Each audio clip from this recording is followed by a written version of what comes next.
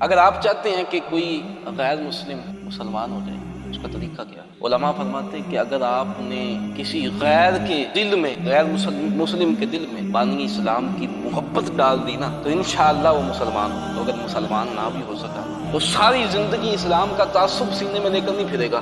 بلکہ اسلام سے محبت کرنے والا بن جائے گا، اور ایک دن آئے گا کہ وہ اسلام قبول کر لے گا۔ تو بانی اسلام کی محبت کی ایک تمثیل جو مفتی امین صاحب نے البرہان کے اندر پیش کی، وہ آپ کے گوش گزار کرتا ہوں کہ 5 اشخاص تھے، وہ سفر پر روانہ ہوئے، ان میں سے ایک ہندو، ایک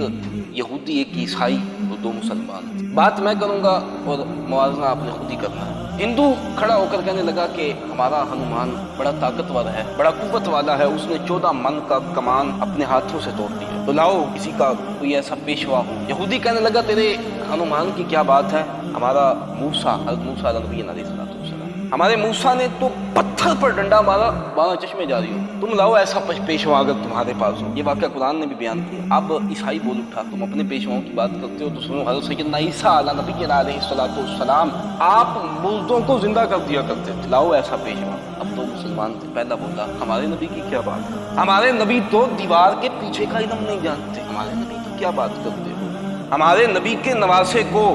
کربلا میں کاٹ دیا گیا، نبی تو اس کی مدد نہیں کر سکے، جس کا نام محمد ہے، جس کا نام علی ہے،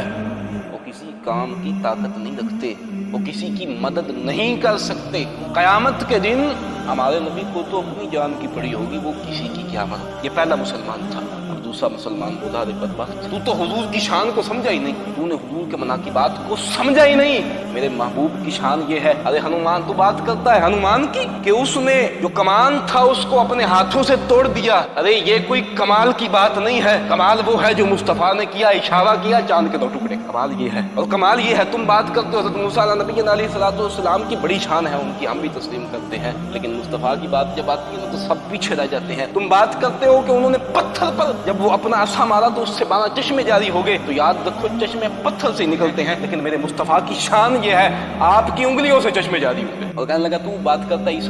عیسائی جو بات کرتے ہیں وہ حضرت عیسیٰ نبی علیہ الصلوۃ والسلام کہ آپ مردوں کو زندہ کر دیا کرتے تھے، تو بھائی ان کی بڑی شان ہے، اور مردے کو زندہ کرنا بھی بڑی بات ہے، لیکن یہ یاد رکھیں مردہ وہ ہوتا ہے جس کے اندر سے جان ہو، بعد میں نکال لی گئی ہو تو وہ مردہ ہوتا ہے، لیکن میرے محبوب کی یہ شان ہے کہ پتھر کی طرف اشارہ کرنے، اور پتھر ابو جہل کے ہاتھوں میں ہو، پتھر بھی مصطفیٰ کی رسالت کی گواہی دے، اور تو بات کرتا ہے کہ قیامت کے دن حضور کچھ نہیں کر سکے گے۔ ارے سن، وہ امتی جو حضور پر ایمان رکھتے ہیں ان کا ایمان، عقیدہ، یقین، بلیو یہ ہے کہ جب کوئی قیامت کا دن آئے گا تو تمام انبیاء جو ہیں، تمام انبیاء کے پاس امتیں جائیں گی، تو حساب کتاب شروع نہیں ہوگا، حساب کتاب تب شروع ہوگا جب محمد مصطفیٰ سجدے میں، اور تمام انبیاء اس دن بھی لواء الحمد کے تلے، حضور کے جھنڈے کے تلے ہوں گے۔ تو حضور کی تو کیا شان اور کیا مدحت ہے، جب آپ کسی غیر کے دل میں پانی اسلام کی محبت ڈال دیں گے تو انشاءاللہ وہ اسلام سے متاثر بھی ہو جائے گا، انشاءاللہ اسلام قبول بھی کر لے گا۔ اگر قبول نہ کر سکا نا، تو ساری زندگی اسلام کا تعصب سینے میں لے کر نہیں پھرے گا، بلکہ اسلام سے محبت کرے گا۔